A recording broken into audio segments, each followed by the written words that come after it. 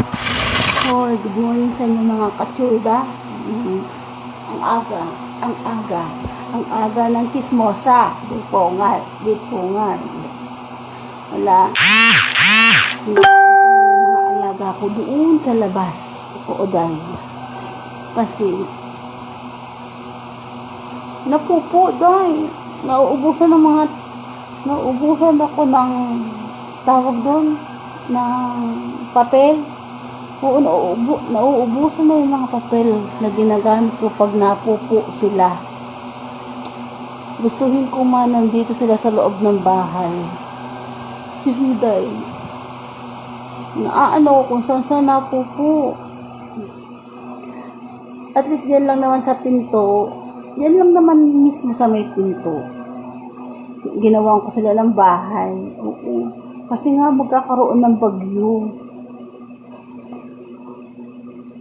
Kasi naaawa naman ako kasi baka biglang lumakas ang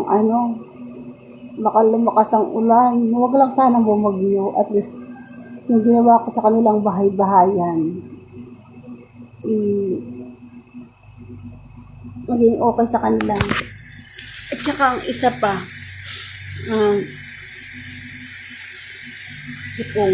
ipungal na utak yan. Nawawala yung utak ko.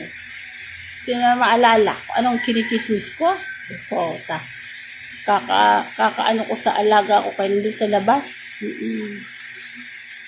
Inano ko lang muna sa labas kasi hindi pa ako nakakabili ng pupo.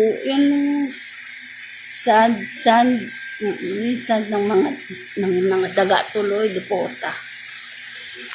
Yung buhangin para sa mga pusa. Bumili na ako dati, kaya papasok ko sila. Ang kaso nga, naubusan na, diploma. Dati kasi, isa lang naman kasing pusa ko. Ayun nga, nagdadagdag. Bisbiday. Tsaka may time na parang mapili pa. Uday, mapili kumain. Bisbiday. Hindi naman mga foreigner. Uday. Hindi naman sila mga foreign. Yung mga alaga kong pusa ay pagka-arte. Kasi nga dati, isa lang kasi nga yung piso, dipota. Isa nga ako, dati nga kasi, isa lang yung alaga ko. So, binibilihan ko ng pagkain, parang may sabaw-sabaw, parang gano'n, parang lugaw. Kaso yung dumating sa time na pag wala na akong pera, pag kumain ako ng kanin, may sabaw, binibigyan ko na lang. Hindi po nga, ay, magsikain. Pagka-arte, ako nga naglulugaw. So, yun, yung isang kapitbahay ko, bumili siya ng para pagkain ng pusa. Pero hindi lugaw. Yung pa rin, yung parang crackers, parang ganun mga crackers. Kasi yung pusa ko kasi, di ba yung mga pinupost ko dati, parang mga baby pa sila. Yung isa ay malaki na. Siguro mga ilang months na siguro yun. Pero yung dalawa doon, parang baby pa. Kaya, yung tipong hindi sila basta makagat, makakaloka. Yun. Antayin ko. Pag ako nagkapera, bibilihan ko ulit sila ng sabaw-sabaw. Lugaw-lugaw. Parang lugaw yun. Na, ito. Kung nagtatrabaho lang ako, binigyan kita ng mga pagkain. Wala lang. Pero at least, pag may naaanuhan ako, pota. Kapag meron akong mga bariyang nadudugas kay kapatid, yun, nakakabili ako ng lugaw ng alaga ko. Buti na lang yung parang lugaw ng pusa. Buy one, take one siya. Kaso kung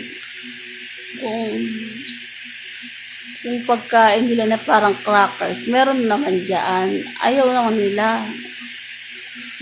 May time na kailangan nila kumain ng crackers kaya wala ko pabili ng lugaw, di po nga. Parang gusto pa ata nilang magdede. Di ba nga kasi mga baby pa yung dalawa. Kaya yun, nag-iisip pa ako ng mga gagawin kong bahay-bahayan niya kasi nga baka dumating yung bagyo. Kaya kailangan may payong-payong kanilang bahay. Mahirap naman pag baka magkasakit sila, kawawa naman, 'di ba? Dahil sa wala pa akong pambili na kanilang bahay-bahayan, di pungal. Harap-harap ako diyan. Kasi kahapon may naayos na ako. Siyempre, may madagdag pa ako sa kanyang bahay-bahayan para maging free sila. Free na, yung feel na feel nilang matulog, yung hindi nila kailangan umalis. Yun. Yun lang. Dapat chismis lang, aga-aga, di po nga. Sige na nga, tara na magsipagkape na nga, di po nga na. Bye-bye!